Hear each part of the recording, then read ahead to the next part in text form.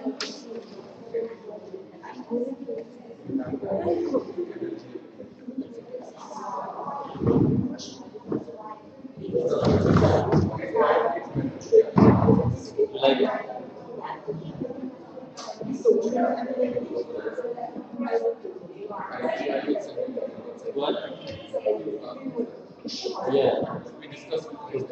Do you know what's the? Do you remember one Charcot Marie said there was a curious case of the dog? What was the curious case of the dog barking at night? Every Sherlock Holmes case. The curious case of the dog barking at night was that the dog did not bark. When the intruder came, the dog did not bark. So basically, the intruder was someone known to the house.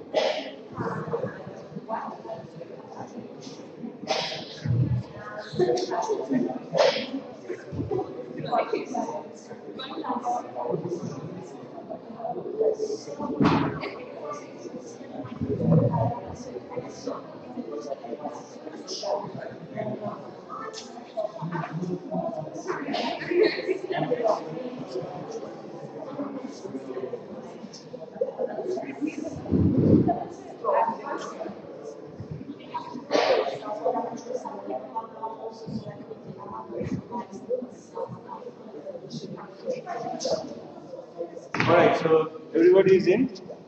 Let's start today. Let's see how fast we can finish. Okay, so yesterday I announced that I will keep you post dinner free. Looks like it's not going to happen because I didn't realize that there was no discussion break scheduled for today. So therefore, we added a discussion session today. So that will eat up our time from the poster session. So there was originally about 3 hours I think was planned for poster session. So that will cut down. So we will have a discussion. I'll quickly write it. I just need to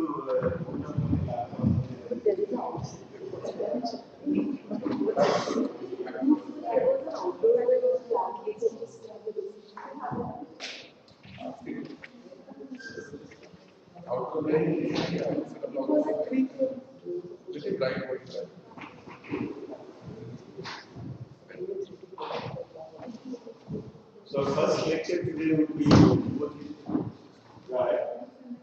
And Subhojit Rai. Because that's how it is, right? There goes my street credit in America. Subhojit.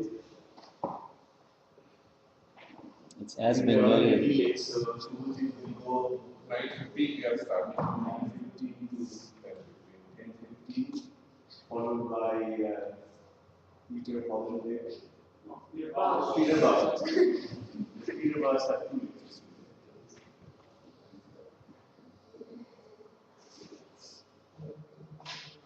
So we take a break at 11:50 to 11:30. Then we come back at 11:30 for Peter Olympic.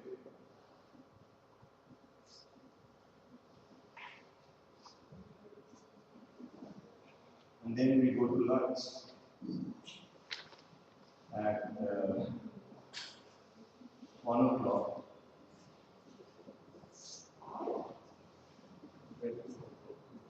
So post lunch, there is a scheduled stop by Peter Boss.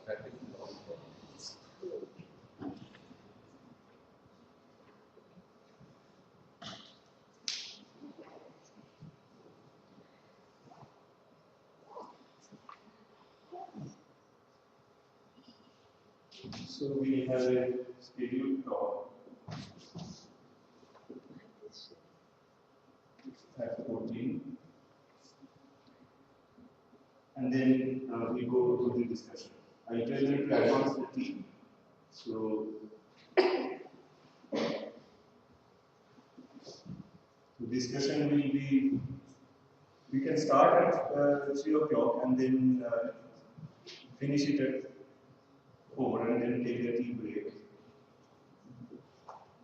And then after that we go to the posters. Would you have Ambarish also? Oh, sorry. This is prevailing stock, so Yeah, sorry. So Ambarish will talk. That will be the leading talk for the discussion. So Ambarish will talk for half an hour, as he said. So 15 to, yeah, that fits it quite well. And then we go to discussion. discussion goes on till 4:30. We take a break. And then we go to discussion at 4. I'll advance the tea by 30 minutes. We discuss till 5. Then we discuss till 5.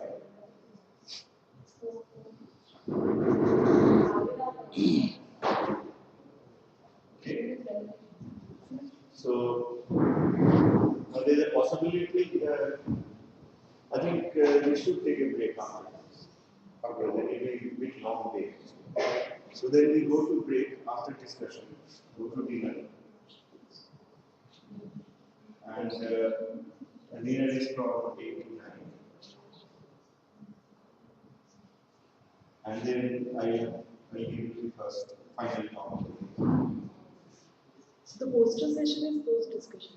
So poster session will be post discussion. Yeah. But break can be kind of. Yeah. So poster session and we'll sort of lead it to the dinner. Yeah, thanks for reminding me.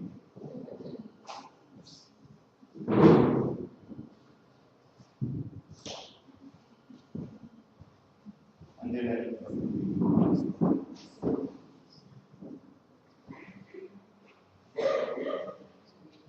okay. So I'm sorry, I can't avoid a long day. So we will follow this schedule for today. Tomorrow is 11 I won't be here tomorrow, so unfortunately. Okay, so anyway, the title of my talk is The Curious Case of the Soluble Protein, and I'm going to talk about some of the work that we've done in my lab on axonal transport. And everybody can hear me? Axonal transport of soluble proteins. And I'm not going to talk about the other things that my lab does, which are related to neurodegeneration, and we talked about it a little bit in the master at school. Okay. So by now you all are familiar with this picture, which is that a neuron is composed of a cell body, and you have a really long axon. And most of the protein synthesis in the neurons occurs inside the cell bodies, and the axons and synapses are only capable of very limited protein synthesis. So all proteins have to be made in the cell body and transported into the axon throughout the life of the axon. So I like to start my talk with some of the classical studies that have been done on axonal transport, because I think that those were the studies that actually defined the whole transport phenomenon. And whatever we find, I think, has to relate back to these studies. So in these studies, what people did was they injected radio-labeled amino acids in the vicinity of animals in the spinal cord of the motor neurons. And these amino acids got incorporated into newly synthesized proteins in the cell bodies. And then what people did was they cut the axon at various times after injection, and all they did was they just ran gels of proteins that were found in different times, and they could infer by that there was a movement of proteins from the cell bodies into the axons. Right? So when people did that, what they found was this curious phenomenon, and these were experiments again in the 60s. So this is just an example to show how the radio label changed over time. So out here is the cell body, and this is distance from the axon. And these are three different, the same axon, different axons, but at three different time points, 4, 6, 9. And you can see that there's this wave that comes out of the axon. And if you look later on, this wave becomes more, there's a peak here. And then after 9 days, the peak kind of advances. So basically, there's been axonal transport of these peaks of proteins from here to there over a period of 3 days. Right? Okay, so what people found was this curious phenomenon, which is after radio labeling, there was this rapid movement of a group of proteins, and which was called fast axonal transport. They just moved rapidly down the axon. And then kind of nothing happened for a couple of days. And then slowly there was a movement of another component that came in, which was called slow axonal transport. And when people analyzed these two groups further, they found that the fast axonal transport was composed of mainly vesicles and mitochondria that moved at about 100 to 400 millimeters per day. And the slow component was composed of cytoscheduled proteins, neurofilaments and mitochondrial, and about 200 other proteins which were basically soluble or cytosoluble proteins. And there would be things like GAPTH and plaques, and basically any protein that doesn't have a transmembrane domain or doesn't have a membrane anchor would be in this group. So what happens in case of the slow transport cycle becomes fast? What happens in case of what? Injury. So that's a separate topic. Let's talk about that. This transport doesn't become No, not yet. So now when people look more closely at the slow axonal transport, they found that there were really these two different groups, which they call slow component A or SCA and slow component B or SCB. So the slow component A was relatively simple, composed of basically neurofilaments and microtubules, and you've heard a lot about these.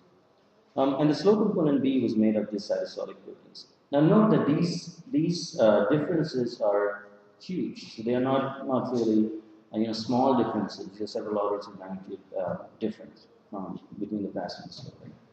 So the other interesting phenomenon that has been overlooked in the literature has been that, and I'll come back to it later in the talk, which is when they carefully looked at the slow component B, which was the soluble proteins, they found that most of the time, or almost all the time, there was this little fraction, about 10 to 15% of the proteins in slow component B, were also found in the fast component. And there's a significance, I think, to this, which I hope will be clear by the end of the talk, but has largely been ignored.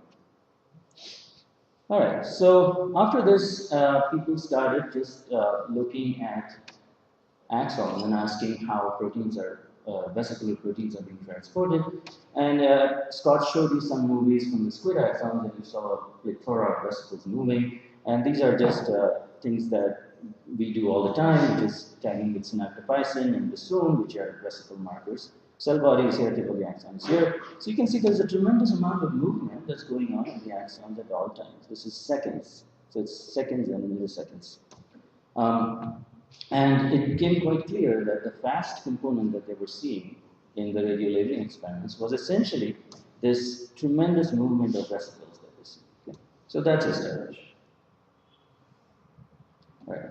So I got into the story when I was a much younger Dr. Roy, as you can see, and I was with Mark Black, who was my thesis advisor, and he was interested in slow axonal transport. And before that time, the problem had been that the slow axonal transport has never been visualized, so it hadn't been actually seen. So when people looked at the movement of motors and all these things which have been established, all the motors moved at really fast rates, right? So it was really not clear how the fast motors could generate this really slow movement that was going on in the axon. And it may be folklore now, but there's actually numerous hypotheses that have been proposed. For example, some said there would be a slow motor, some said there would be some kind of a weird phenomenon that just moves these slow proteins along the axons. And it's noteworthy that before our studies got published, all of those hypotheses were wrong. And I'll tell you what the real phenomenon was. So anyway, when I went to the lab, Mark showed me these neurons, which are cultured sympathetic neurons. And this is just a cultured sympathetic neuron that's been stained for neurofilaments. And neurofilaments, as you know, are not essential for the survival of the cell. And it just so happens that if you have really thin axons, they just don't have that many neurofilaments in them. So if you look at the neurofilament array in these axons, you can see that you can easily find thin axons where there are gaps in the neurofilament array. Okay?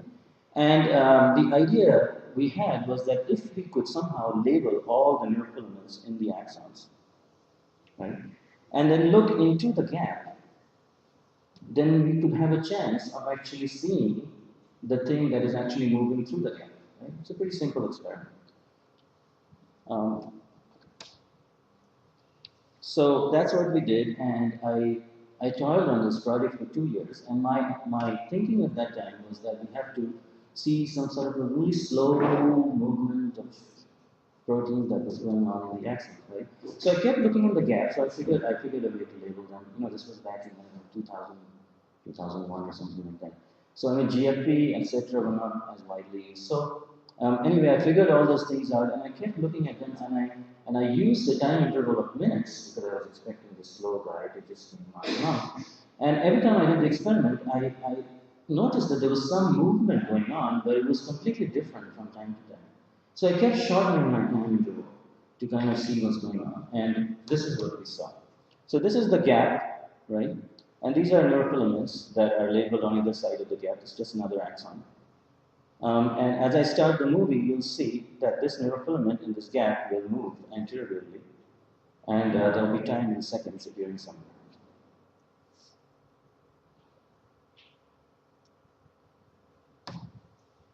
So you can see this is time in seconds. And the surprise was that the movement was quite fast. So we were pretty surprised at this at that time. But when we looked further on, and I guess all of you know the story by now, but when we looked, we saw that even though the neurofilaments moved fast, there were these large gaps, large pauses in the movement of individual filaments. So this filament, for example, moves fast, pauses for several minutes, and then takes off again.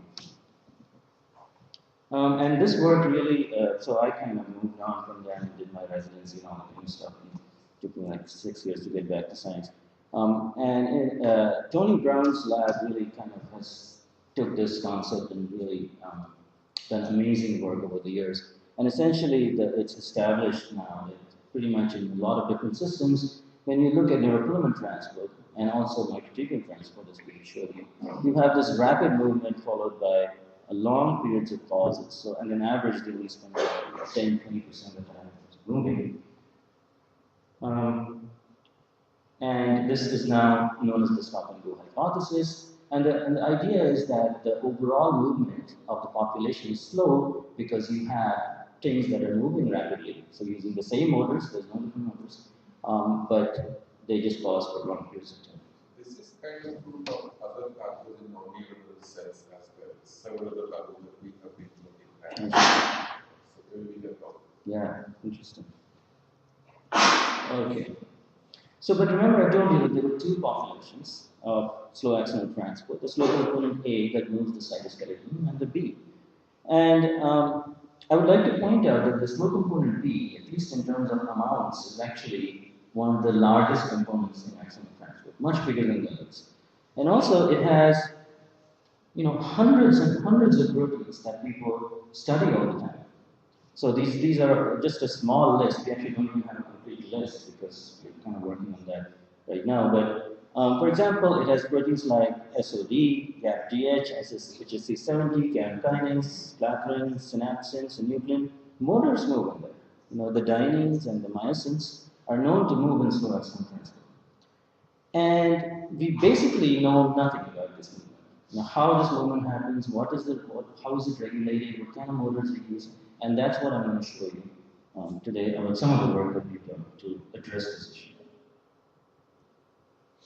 And I would like to point out that this is not the slow movement is very well established by all studies, so there is no confusion or conflict over that. We chose to study this protein called synapsin 1, which is known to move in slow axonal transport. Part of the reason we chose it because there is no controversy about how it moves. There's been numerous labs, different labs would see that synapsin basically moves in slow axonal transport. So the question is, how does the slow protein move? Soluble protein move?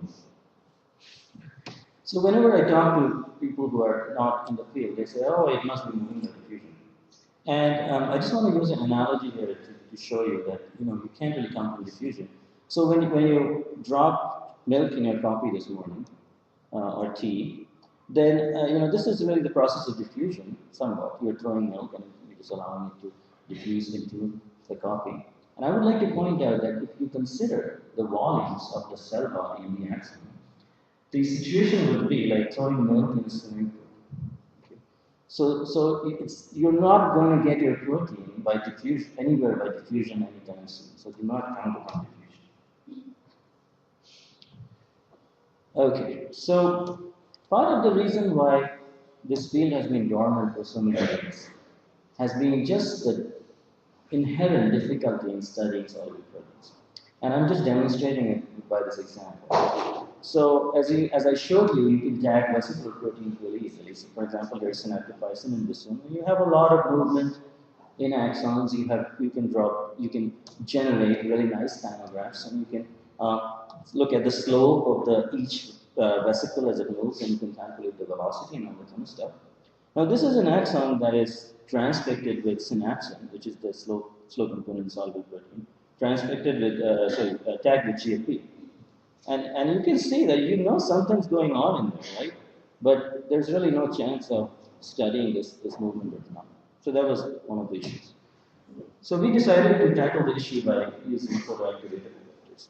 And what we thought that instead of just throwing the protein in, and because it's a soluble protein, it's going to fill up the whole axon, how about if we just could label a small fraction of proteins in the middle of the axon, and then just look at the axon and ask how the protein moves over time. So that's what we did. And this is an example of an axon that's been transfected with a soluble red marker, just so you can see the axon, and a photoactivatable GFP tagged to synapsin. And this image is just after photoactivation, and you can see that the region between the two arrowheads is the photoactivated cell. And then we just looked at this. And this is what we saw. So we saw that this is a kinograph again, and time is on the y-axis, so it's 132 seconds, and distance is on the x-axis. Now this region between the arrowheads here is the same region here that's been photoactivated.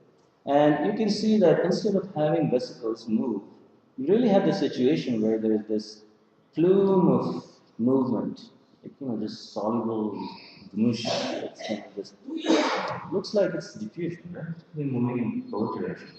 But if you look closely, you'll see that this is the distal side and this is the proximal side. This is the tip of the axon is here, cell body is here. So you can see that there is this bias of movement, which if you just apply pseudocolors to the exact same phenomenon, it just becomes more clearer, where there is this plume of soluble proteins or soluble cargo that moves with an anterograde bias. Right? Question. Yes, so if you have control just for the GFP, Show you, please. I'll show you. So we did that for several other proteins, and this is just showing that the same phenomenon was seen with CAM kinase. Again, you have this plume of soluble protein that moves distally.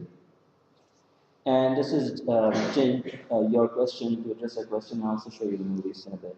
But if you do the exact same experiment with a soluble untagged photoactivated GLP, you see what you would expect to see, which is an extremely rapid bidirectional diffusion. And I'll show you more data to show that this is not biased.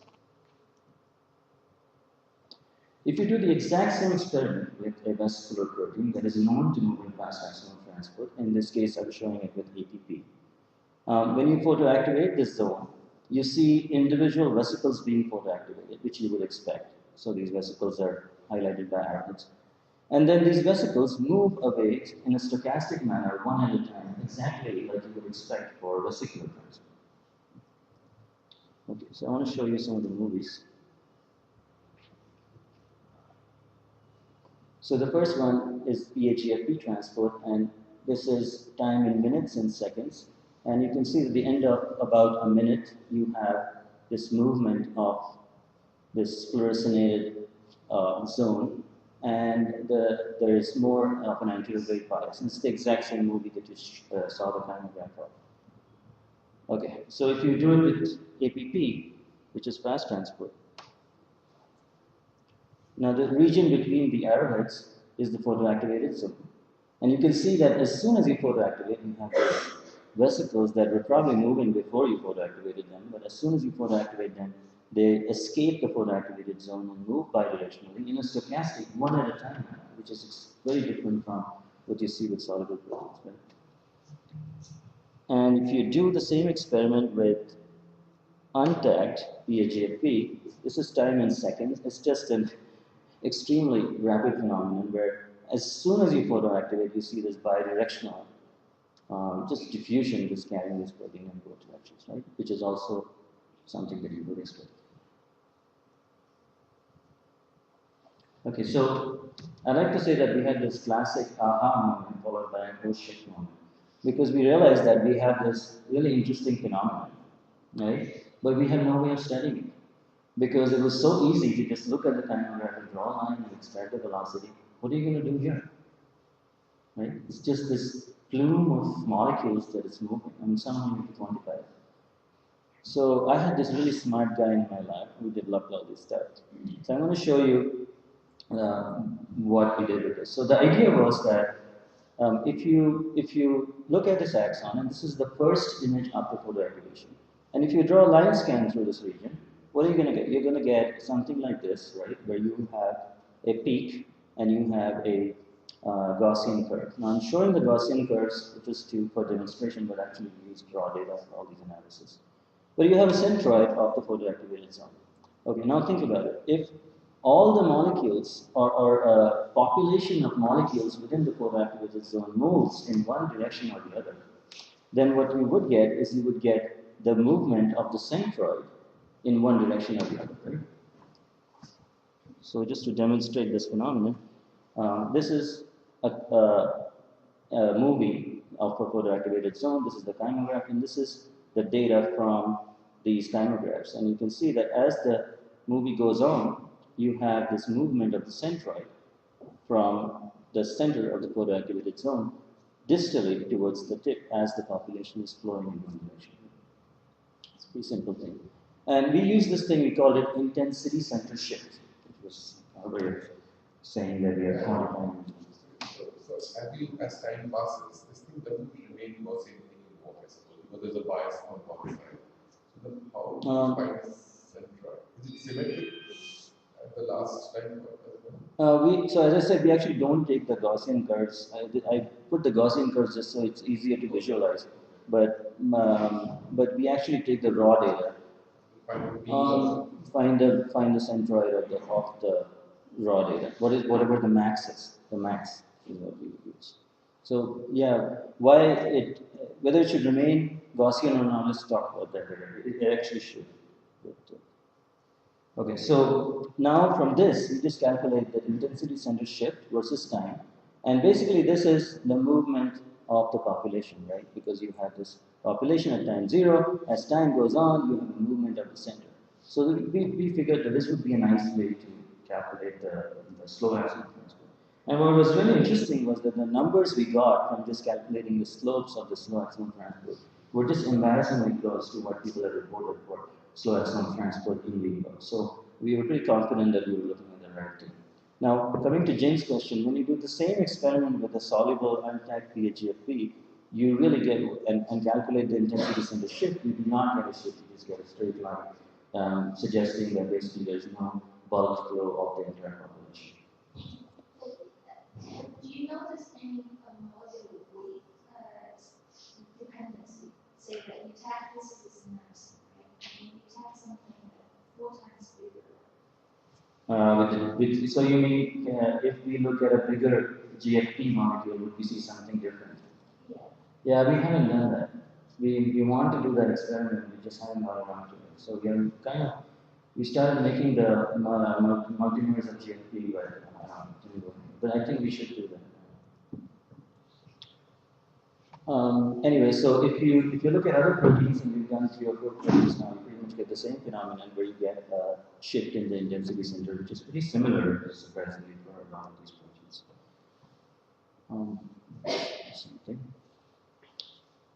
So then we looked at this movement to ask whether it was mitochondrial dependent or not. And on the top, I'm showing you a chymograph of PHGFP synapsin, and you can see there's a nice movement.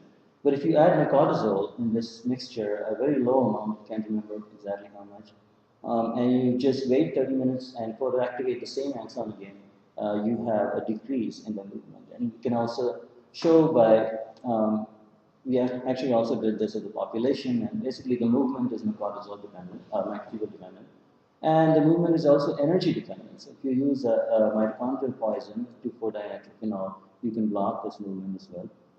If you use a compound called N-ethyl-maleimide, which is an alkylating agent, that you use it in very low amounts, 0.5 micromolar. And if Scott has shown before that if you injected an axon, split axon, you get a tremendous stoppage, like a very rapid block of kinesins, dyneins, and myosins. So it was a quick and dirty way to see whether this was motor dependent or not, because obviously you have to do a lot of work to find what the motors are. And basically you can see here that the addition of NEM to either of these slow component proteins causes a complete stasis in the movement within a few seconds. Okay. So all this work that a lot of this work that I'm going to show you has been published already. And if you want to look at the methods more closely, I would suggest that you go to this protocols paper that we published last year. Okay. So, Sandhya, so when I first met Sandhya at a Gordon conference, she told me that she was hearing from the grapevine that there is no slow axonal transport in cultured neurons. So I got really nervous, and all these experiments are a result of that. So I'm going to show you a direct comparison. It's true. She told me, oh, I have heard there is no slow. And some big shot told her that. Big shot in transport. So anyway, I really wanted to make sure that there is slow axonal transport in cultured neurons. I'm going to show you some, it's fun experiments which directly compare slow and fast axonal. So, so far I showed you photoactivation of axons, but now I'm going to show you a slightly different paradigm where we actually photoactivate cell bodies. So if you focus on this picture here, this is just a hippocampal neuron translated with a soluble red marker, and you can see these neurons are just beautiful, they have really nice dendrites. And morphologically, it's easy to identify the axon because it just looks so different from a dendrite. And you can see that this axon is coming out here and going down and branching. Okay. So what we did was we transfected this neuron with photoactivatable synapsin. And then instead of photoactivating the axon like we did before, we photoactivated the cell body, right? And then we just looked into the axon to see the emergence of the photoactivated proteins into the axon. And we did the same experiment with synapsin, which is a slow component protein, and also APP, which is a fast component protein. And I'll show you the results of that. So when you do this experiment with synapsin, you see, I think, what you would expect to see, which is basically a flow of proteins into the axons. And this is over time. Now, this is a pseudo color just so you can see the movement. And you can see that they're just a flow, really. I mean, you can't really tell what's going on. And you can look at the kymograph. This is over 500 seconds. And you can see this protein is flowing into the axon. And when you do the exact same experiment with APP, you get a really remarkably different result. And I'll show you when I start this movie here. What you get is you have to immediately move from the cell body to the axon because you have this tremendous amount of anterorally moving vesicles that just rapidly enter the axon. So basically the overall kinetics of movement is completely different in slow and fast axon. So you can say, well, they're different, but are they really moving at different rates, overall different rates? So to see that, we used a slightly different paradigm where we transfected GFP synapsin or GFP synaptophysin in axons, in neurons. And then remember, these neurons have long axons and they form presynaptic boutons along them. So we said that since both of these were synaptic proteins, what we would do is we would do just very long-term time-lapse imaging and just look at the synapse. We would transfect the protein in the cell body and allow the protein to get expressed just about 4 to 6 hours so that they start getting expressed. And then we would just go to the synapse and wait at the synapse for this protein to appear at the synapse. And the expectation, if there is slow axon transfer in these neurons, then you would expect that the synaptophysin would appear much more faster at the synapse than the synapsin would, right? It's just a race. So we had a race between slow and fast axonal transfer. And this is just to show you how the experiment works. You transfect GFP synapsin, wait for 3 to 4 hours for the protein to start assembling. And then you see the initial entry of the fluorescent proteins into the synapses over time. And this is just images to show you that the data is actually really high quality and quick. So this is hours and minutes, a very slow time-lapse imaging, just to see the accumulation. And then we wrote some algorithms just to precisely calculate the distance of each of these boutons from the somatoaxonal junction so that we could say how far each bouton was from the soma. And we just asked how rapidly the protein accumulated in these boutons. And if you focus on this, so we divided our data into 4 quartiles just so that we could just present it. And this is just based on distance. So this quartile 4 is about 150 to 200 microns. And each of these quartiles is 50 microns, 50 to 100, 100 to 150, and 150 to 200. And if you focus on this graph here, this just looks at the rate of accumulation of fluorescence in boutons that are within 50 microns. Okay? And the black triangles are synaptophysin accumulation, and the open circles are synapsin accumulation. You can see that for each quartile that we looked at, the accumulation of synaptophysin, which was much faster, or much faster than synapsin. And you can present this data differently, where you can lay each of the quartiles for these proteins. And bottom line is that the synapsin is always slower to enter the bouton species than synaptophysin. I was telling her about how you inspired me to do these experiments. Well, a question. So you call it soluble. So to be soluble means that the diffusion coefficient of the protein exactly corresponds to its molecular size. Yeah, so that's a bad word. So I don't know a good word. You're right. Because if you compare PAGFP to synapsin, I don't know how, I don't know the molecular weight, but I expect not more than 4 times bigger also, right? So you can easily calculate. No, just two times. Okay, 2 times bigger. So you can easily calculate because the diffusion rates for soluble proteins, like for GFP, but for many others, have been determined by very many people pretty precisely.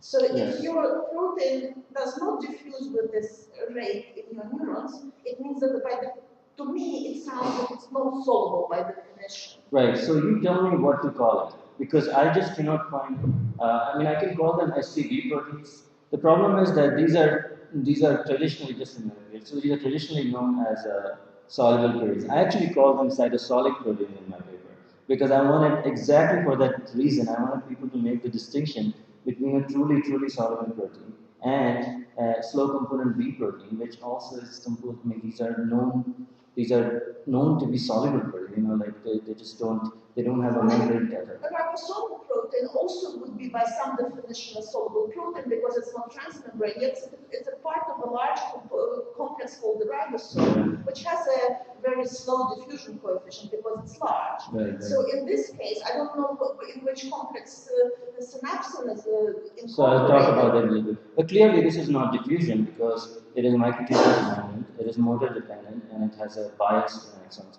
So the way I think of it is that diffusion is a component of this movement because it just has to be. These proteins just diffuse. I mean, they are not tethered to membranes. And then on top of the diffusion, you have a axonal transport of these proteins. How do you know that they're not tethered to membranes? I mean, they're tethered to something, otherwise they would diffuse. I'll show you. Otherwise, they would diffuse. Yeah, so they do diffuse as well. But there is, you're right about the membrane. I'll come to that towards the end of the talk. No, that's a good point. Yeah, Peter. It's not a biophysical definition, it's a biochemist's definition. You grind up cells, you spin the hell out of them, and these proteins remain in the supernatant, where they are in fact soluble, because you can disrupt the structure. I think your use of cytosolic was really good, because that's a cell biologist definition. What compartment did they reside in? Yeah, because part of my problem is that these words like SCD and SCA are 30 years old, and when I use them, nobody knows what the heck I'm talking about. So maybe I'll stick to cytosolic. Yeah, Jim? Isn't that synapsin mostly bound to actin? Okay, synapsin is also known to bind to actin depending on the phosphorylation state. Yes. Right. So how would you what you're seeing is actually hydrate from actin? Okay, so actin is also known to be transported in slow component B. That's also very well established. But I think that's a story that is unclear. But maybe we can talk about it at the end, because these are all really good points. But again, we are just at the beginning. I don't know if you would agree, but we are at the very beginning of understanding this phenomenon. And I don't know besides that if there's anybody else working. Okay. So let me just present the data. Maybe we'll come back to the points here, which are very good actually. So anyway, Sandhya, there is slow axonal in culture. I hope that convinced you. All right, so the obvious question is, how is this phenomenon happening, right? So when we looked at these, so I had this data for 3 years, but I didn't really believe in it, because I was expecting this stop and go movement to happen, and there was this, I thought we were looking at diffusion, and David, who was my student at the time, used to come and look, there's a bias, and I don't know what you're talking about, it's just something that we're imagining. And another thing we imagined when we looked at these time graphs very closely, if you just peel your eyes and look at this, you can see that it seems that there's some kind of a streakish kind of a motion going on there, right? You see this little, I mean, you have to kind of look at it like a Chinese painting from 30,000 feet, but you can see that looks like there's some kind of, something sort of moving within this, and maybe there's some particles that are aggregating on top of something, or something like this, which was just our imagination based on looking at these thermographs over and over again. And this, we pretty much see it in every time. And the streaks are similar to fast axonal transfer. They are about 1 microns per second. We did particle tracking, but we were scared to put it in the paper because we didn't really know what to think about it. But since then, we've done it for various proteins, and we always see it. So one of the ideas that has been in the literature for a long time is that these soluble proteins make some sort of protein complexes. And then the protein complexes are carried in the axons by some motion. That's just a hypothetical argument that has been made. And we I'll show you some evidence that I think these proteins are in a complex in neurons. And the reason we know that, we think that, is that if you take a brain homogeny and you do a classic synaptosomal prep, right, which is the P2 prep, but you throw out the synaptosome because you want to look at the non-synaptosomal fraction of the protein. And then if you spin it down really hard, and this is from mouse brains again, and you get a pellet, which is P100, and you get a soluble fraction, which is S100. And if you look, and if you lay these fractions in density gradients, and this is the lighter gradient, this is the heavier gradient, and you just plot the gradient for various vesicular and cytosolic proteins. If you do that, what you find is that the vesicular proteins like synaptophysin, APP, gamma 43, kind of float at the top, which is not a surprise when they are vesicles and only float at the top. But interestingly, for all slow axonal transport, all cytosolic proteins that we've looked at, we find significant fractions of this protein in really high density compartments. And there is some overlap with the vesicular compartments, which I'll come to towards the end. If you treat these fractions with tridine, which will solubilize membranes, what happens is that what you would expect that the synaptophysin, APP, gap 43 vesicular proteins kind of now move to higher density fractions because you've dissolved the membranes. But interestingly, there's little change in the high density fractions of the cytosolic proteins. But there is some change in the lighter fractions of the cytosolic proteins that were in the fractions 3 to 6, so you can see. And I think there's a significance to this, which I'll come to. All right. So coming back to these chymographs, and you can see that this straight-ring movements. We thought about modeling this phenomenon to see whether we can understand this phenomenon a little bit better. And I almost never show this. We spent a long time doing this modeling, but I almost never show it because nobody really cares. But in this audience, I'd like to show this modeling and how we did it. So what we did was, as Anna mentioned, a lot of the diffusion coefficient of a lot of these proteins are known. So the diffusion coefficient of GFP times synapsin is known. Somebody has figured that out. So what we did was we assumed a cylindrical environment, which is the axon, and the diameter is about the same as our axon, which is 1 micron. And then we put in a lot of synapsin particles. All these green dots are the synapsin particles that are clustered at the center. And then we allowed these dots to just move around by their own diffusion coefficients. Okay? And then in this region, then we shot some of these billiard balls that you can see here. We kind of made these balls come in and go through this region of hypothetical synapsin particles and go across. And this is just to show you an example of how these balls are moving. But we gave these balls what we call a dissociation radius, which is, we said that if these green particles enter within this halo of this ball, then they would stay attached to the ball for user-defined periods of time. Okay? By the way, this was done by somebody who's way smarter than me. So another advice to you, if you see someone who's way smarter than you, hire them right away.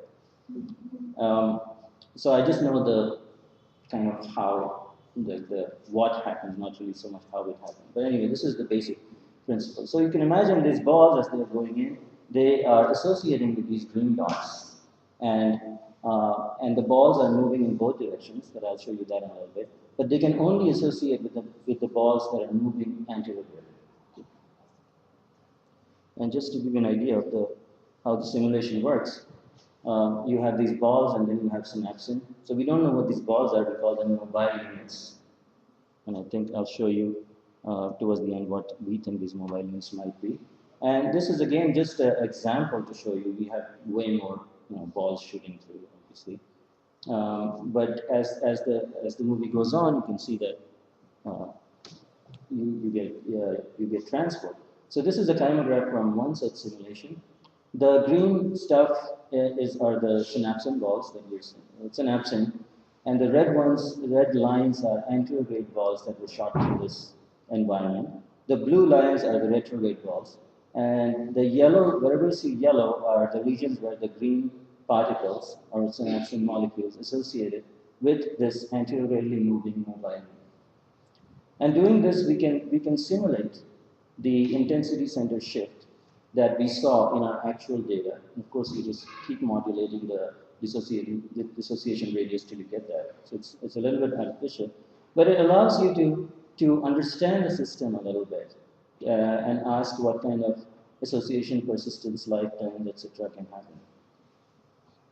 So based on this, we were thinking of this model called, we call it dynamic recruitment model, where essentially you have different cytosolic proteins that are tethered together by something, we don't know what that is.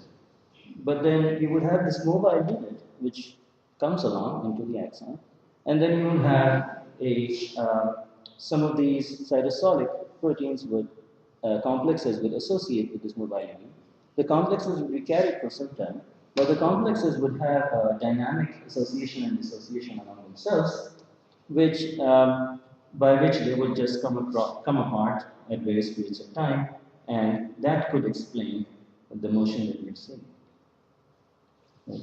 So the obvious question is, what is the mobile unit? Right. What is it that is actually propelling this motion? So the simplest explanation that the first thing that we thought about testing was that they were vesicles, because a lot of these cytosolic proteins are known to bind to vesicles. How much time do we have?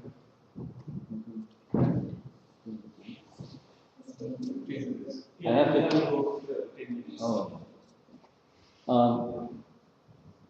So we asked whether these were vesicles because remember I showed you that in all radiolabelling experiments, when people have looked at them carefully, they found small amounts of slow component B proteins in the fast transport. So maybe the amount that's in the fast transport is representing the very front of the movement where these are persistently associated with the vesicles, we thought. And then again, as we mentioned, with the instantaneous velocities of the mobile units that we measured by single particle tracking, which I'm not showing here, is similar to that of moving vesicles. So this was an easy hypothesis to test because there are many known ways of disrupting vesicles, and we did 3 of them. So the way we did the experiment is we transfected neurons with so before I go into it, I want to just mention that there's the 3 ways of disrupting vesicles. Is one by using repellin A, which you know blocks the exit of Golgi vesicles. Then this construct called ARF1, which is a dominant negative construct, which also acts pretty much the same way the repellin A works, is that it blocks the ARF, which are the proteins that are involved in assembly of these Golgi vesicles. And then we used a temperature block where you just reduce the temperature of the system to 19 degrees, which also causes a slowing of the exit of vesicles. But the first thing I want to I don't have time to show you, but in each of these we tested them first to see whether the transport of synaptophysin was blocked. And indeed, in all these cases, the transport of synaptophysin was inhibited, not blocked. But there was no change in the transport of mitochondria, which is, from Peter Stock, they did not use the Golgi apparatus, they had their own So how do you change the bias for small to bigger particles? So is this how do you simulate the activity? Not just when we're talking about the simulation. Yeah, We're still thinking the simulation. Okay, we'll come back. Okay.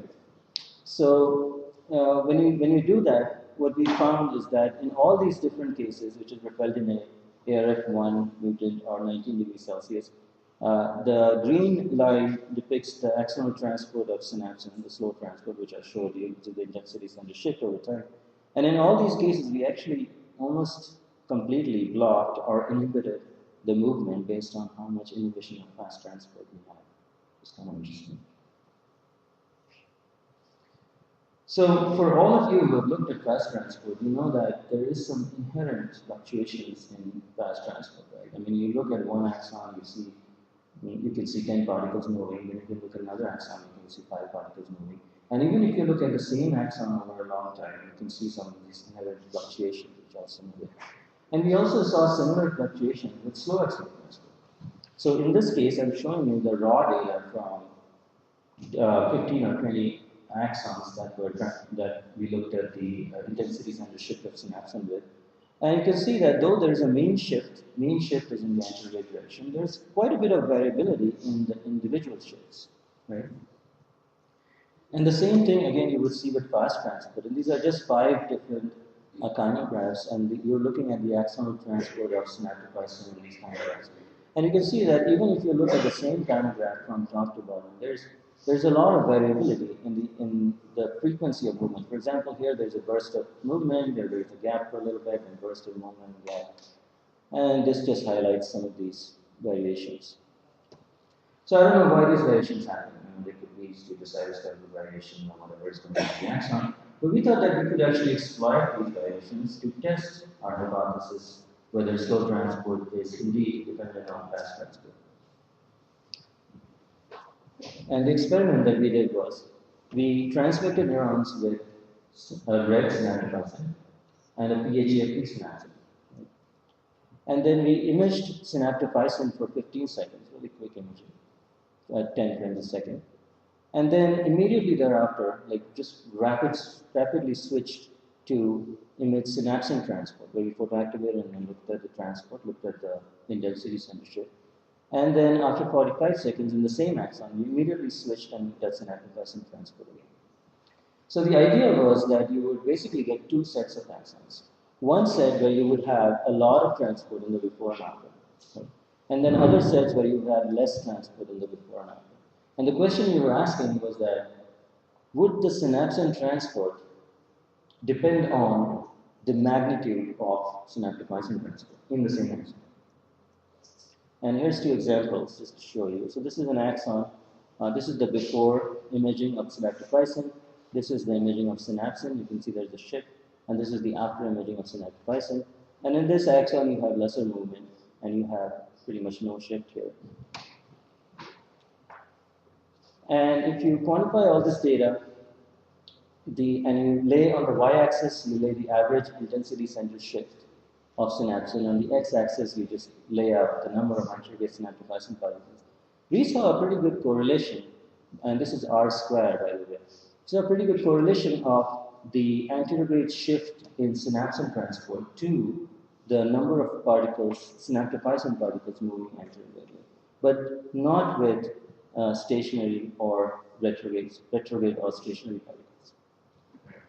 So again, these data also suggest that the magnitude of slow axonal transport in our axons is actually dependent on the magnitude of fast axonal transport in the same axons.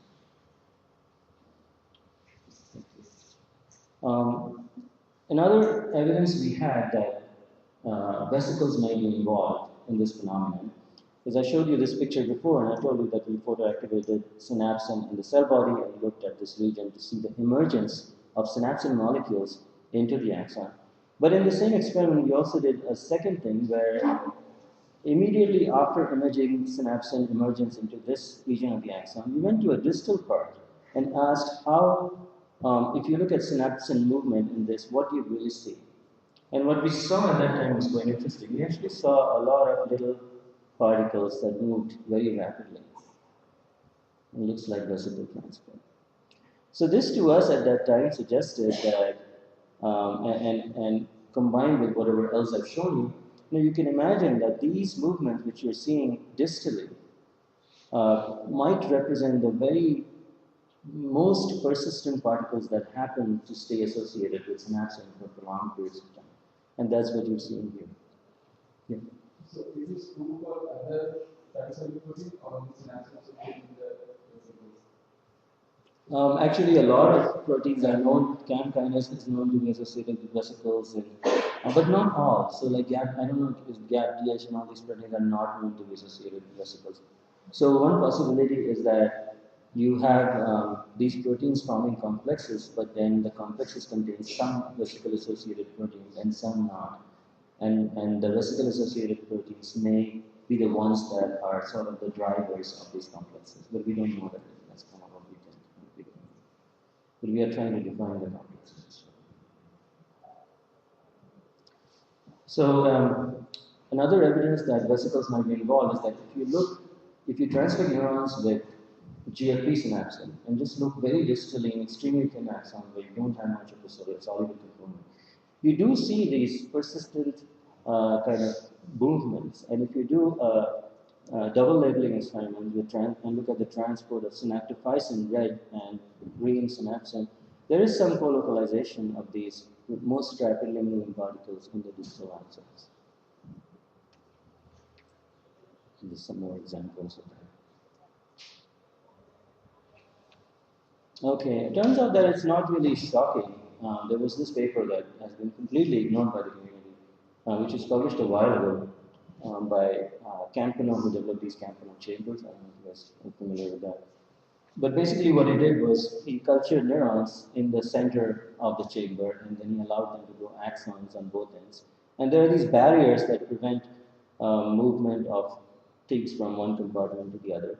And then he just biochemically isolates these different chambers to see what's going on.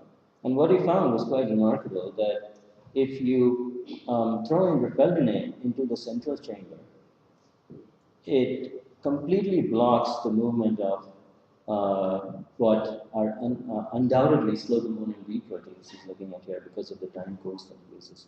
And so the refeldinate completely blocks the movement of slow component B proteins into the axons. But of course, this paper has not been interpreted in that way. So anyway, our model right now is that we think that cytosolic proteins assemble into multi-protein complexes, and that these complexes somehow associates with mobile vesicles as they are moving in.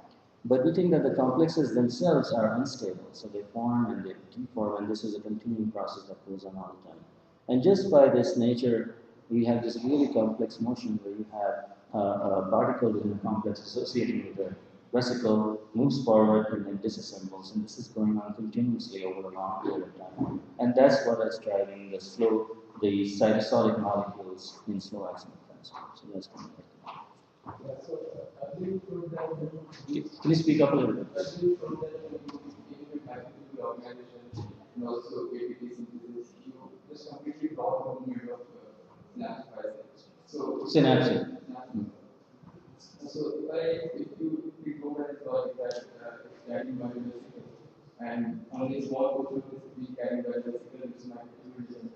So if we block vesicle transport, we subsequently microtubular. So why don't we use both ways? So that's a really good question. So the question is that if we are blocking transport by using this NAM and microtubules and all these things, why don't we have a free diffusion of the synapsin molecules? Why do they actually stay in one place? So the obvious answer to that is they're held together by something, and Jin is not here. But I think there are two components to this movement. One is that something that is holding them in place is known to bind the axon. So I think it's likely that these molecules are not only moving, but they're also held together in the axon in one place by maybe actin. I don't really know. But I think if you really think about it, that actually is a very smart way to move these things, right? Because not only you have a way to propel them on the axon, but you also have a way to hold them there, right? And they are held there, and they just wait for the vesicles to come in, carried by, and then they have another outpost just next to it, which is there to hold the molecules as they detach, right? So there's some mechanism that is preventing them from freely diffusing into the axon, which you would expect synapsin should do if you removed all kinds of movement in the axon. It's a very good question. It's difficult that we have been or active. So it's behavior to the control for that because behavior is not recognized. Right, so it is, right? Because it just rapidly diffuses in both directions. So you want to use something that is held but cannot be transported? Is that what you're thinking? You're a hard man.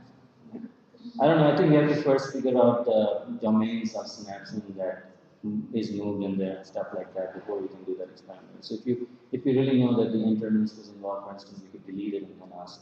We haven't done those experiments. Yeah. Okay, so we've looked at many, but right now we have published data for I think 4 proteins. And there is one caveat to this technique that we are using, which is that as Anna pointed out, every single soluble protein has a diffusible component, right? So in some proteins, what happens is that if your diffusible component is faster than your transport component, then this analysis cannot be done the way we are doing it with the simple intensity center answer. Now there are some fancy ways you could separate diffusion and transport, but we just haven't gone in that direction. We just have chosen proteins that we can actually see the transport of. But you know, 4 or 5 proteins is not bad. The list of SCB is not that big. So we are trying different proteins. Tau also moves like this. Tau is also a cellular protein involved in Alzheimer's disease. So it's a real question. Do all soluble proteins form complexes? We don't know, but we've only looked at, well, actually, so all of them that we have tested, which are 4 or 5, if you do a density gradients, they're found in higher density fractions. So that doesn't necessarily mean that they form complexes. We've actually isolated complexes for synapsid, and it is definitely a protein complex, and we have identified the components. If not all form complexes, then what about those? How do they get constituted? If they do not form complexes, they cannot carry value. So I think that they all form complexes, but I don't have evidence that they all. Well, I'll contradict him by the last section. I'll show you that there is a certain soluble protein which doesn't form complexes. So Still moved by them. how is it moving? Yeah, so that's what we do the last one. So the punching match would be. Right, yeah. One way is moving along, then diffusing, then moving and diffusing, or moving one. If you can look at the profile of the distribution of density, that should basically shift like but also broaden in time. Not basic. Yes, yes, it So does. you can check that one way of disentangling diffusive and non-diffusive. Yeah, so I mean, if you are interested, I would love to have someone who's actually, wants to do this. So when a lot of biophysicists, when they see my data, they are very excited and they come to me and talk about this exactly separating these two phenomena. We have all the data sitting there. So, and we have other soluble proteins which I mentioned. It's very hard to distinguish the diffusible component from the transport component. And I would love to collaborate with someone who's there, but for me as a biologist, I look at this and I see you guys using fancy math to find it out, and I want someone who's impressed with that because I cannot evaluate. So. These are the way in which you see fluctuation. Actually, fluctuations because of the activities by moving some of the components at one. So why do we see normal physiologic fluctuations in slow axonal transport? I think we see that because we have, as I showed you, there is a correlation with the normal vesicle fluctuations in the same axons. So I think the cytosolic fluctuations are happening because of the vesicle fluctuation, and the vesicles are carrying these cytosolic proteins.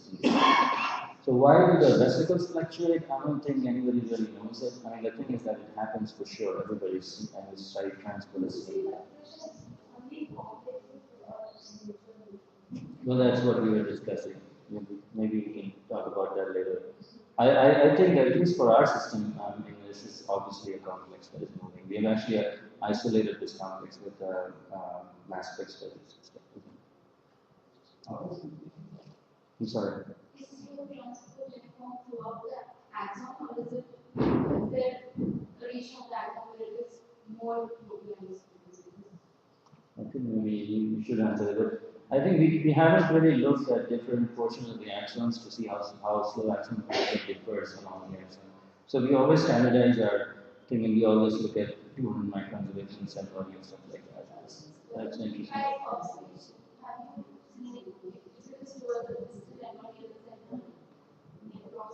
Yeah, we haven't done that. In our system, it's a little bit harder to do that because these neurons are sort of 9-10 days old, so they have actually already found presynaptic neurons. But we could go beyond the neurons and do the same phenomenon, but we haven't really looked at that. But I think so we discuss that also.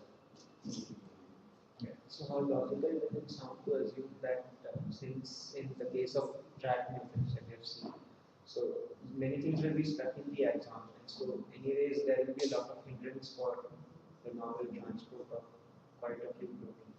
Though they are small, but if they are transported in the form of complex, then all the volume of the axon is already stocked up, so it cannot move either way very fast. So maybe it doesn't have to do a lot with the motors, but even then it is not moving. So. I want to add maybe I'm totally confused like this, but I saw and use this big protein Huntington, which has typical binding proteins for a lot of proteins. And also the use of the factor transfer, which is again a soluble protein complex. So are you really trying to suggest something like that? Yes, I'm trying to suggest something like the intracellular transfer is I think is a great example of a protein complex that moves. But in that case, I think the protein complex associates directly with the motors. As I said, that it's very difficult for me to absolutely prove that the vesicle is the mobile unit here. I mean, it's still possible that the complex is actually binding to the motor and not the vesicle per se, and that's how the motor operates. So we don't really know, but obviously there's a precedent for protein complexes moving, and there may be some, as you pointed out, master regulators within this complex that just holds the whole complex together, which is then binding to the motor, but we haven't found that master regulator. Binding for the reaction facilities Differ based on how they associate with this master regulator. That's a very exciting idea, but yeah, again, we are so much at the beginning of this race that I don't think we have any evidence. Okay. Respectfully, mechanism of actin transport. Yeah, so a lot of people in the field are very interested in actin. So actin, people have shown that actin also moves in STD. So that's one. And one of the ideas has been there for a long time that actin can be that master regulator that you're saying, but it's a very sticky protein. So you could have an actin meshwork that moves in the axon, and you have other proteins that binds to actin, which then moves along the axon. So I've done some experiments with PAGFP actin and GFP actin, and I really haven't been able to see any kind of definite movement of actin in axons. I think I sent you one picture once of the slides. So the situation of the actin is that you have actin-free subunits, and you have the cortical meshwork, which presumably is stationary. And then you have some very short filaments. My understanding is that they're very short. Half a micron. Yeah, Half a micron. half a micron. They're super narrow. Half a micron. Wow. So resolution is. these short filaments are actually comparable to the protein complexes that we're talking about. So maybe those short filaments are the transport form. Or alternatively, is it the supposedly free subunits that form transient complexes, maybe vesicles, to tap into a very similar mechanism to what we're talking about?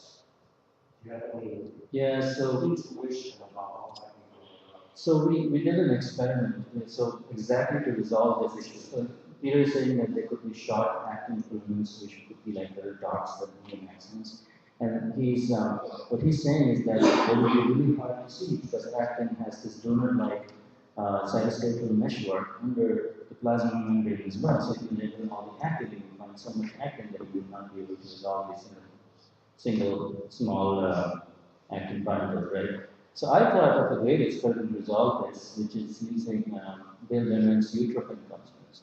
So utrophin is a molecule that is known to only bind to actin filaments and not to actin monomers. So you have to have 4 subunits of actin for utrophin to bind to it. The problem was that when I did the experiments with these neurons, it really enhanced the assembly of actin. So you could see this really wonderful phenomenon where you have this remarkable assembly of these dendritic spines and things like that. It just really prevented actin from moving, I think, because these neurons just die out a little bit because there was just so much polymerized actin in it. And when I talked to Bill about it, it seems like that only in neurons this is the problem, where this construct doesn't work. But it works for pretty much everything else. There's a different actin, which is a life actin, which I just didn't have the chance to use it yet because I wasted so much time with neutrophils. But I think at some point we will return to the actin probably, because I think it's fascinating. I mean, they have to be proven somehow. So. If you just go graph, you see actin recovery actually compared to this. Trap of actin. So the problem with actin in our axons is that there is actually not that much actin in there. So if you look at the actin distribution, it's kind of discontinuous, and there's a little bit here and a little bit there. We haven't done a trap. Actually. No, it will. The cortical one will also recover because that actually will recover probably faster, I would think, because it has soluble and. Sorry, I have to cut the discussion here because today, obviously, we were back there. We can talk later. Yeah, please. Thanks for it.